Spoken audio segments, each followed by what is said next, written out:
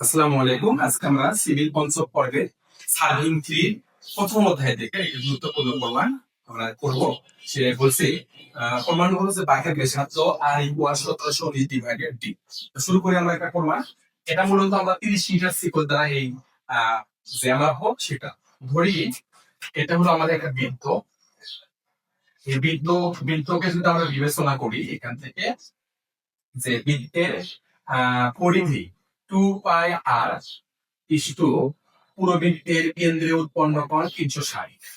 ওকে, সমান সমান আমরা কি পাচ্ছি, এই বৃত্তের আমরা কতটুকু অংশ নিচ্ছি, সে শিকলের দৈর্ঘ্য অথবা সে জ্যার দৈর্ঘ্য, শিকল দৈর্ঘ্য ইস্টু আমরা এখান থেকে নিব হলো কত কোণ নিচ্ছি আমরা। যেমন যদি আমরা ধরি এই বৃত্তের এই ডি পরিমাণে কোণ নিচ্ছি, কেন্দ্রীয় কোণ ডি, তাহলে কি পাচ্ছি, এখান থেকে এই পর্যন্ত আমরা শিকল যে মাপলাম, শিকল দৈর্ঘ্য এক শিকল, শিকল সমান ধরে রয়েছে কয় মিটার, 30 মিটার।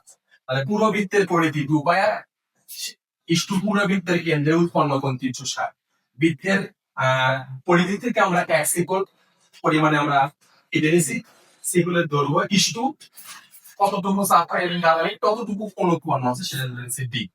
তাহলে আমরা এখানে বলি 2 পাই আর ডিভাইডেড 360 সমান শিকলের দৈর্ঘ্য যদি আমরা 30 ধরি আর ডি যদি নিচে দিই, শিকল আমরা লিখলাম শিকল দৈর্ঘ্য, তাহলে কত পাচ্ছি 2 পাই আর শিকল দৈর্ঘ্য আমরা 30 বললাম গুণিত এখানে পাচ্ছি কত 360 ডিভাইডেড ডি। তাহলে আমরা এখানে আর সমান কত পাচ্ছি 30 গুণিত 360 ডিভাইডেড ডি গুণিত 2 পাই, অর্থাৎ 360 গুণিত 30 ডিভাইডেড 2 পাই আমরা ক্যালকুলেশন করলে 1719 ডিভাইডেড ডি পাচ্ছি। তাহলে আমাদের প্রমাণ হয়ে গেল যে 30 মিটার শিকলের জন্য কোন বৃত্তাকার বাঁকের ব্যাসার্ধ নির্ণয়ের সূত্র হলো আর ইকুয়াল 1719 ডিভাইডেড ডি। এবার সাথে শিকল দৈর্ঘ্য আমরা চেঞ্জ করে দেই 25 মিটার, তাহলে 1136, শিকল দৈর্ঘ্য যদি আমরা 20 দেই তাহলে আসে আমাদের 576 ডিভাইডেড আর। যাই হোক, এটাতে আমাদের সকল অঙ্ক সমাধান করতে হবে।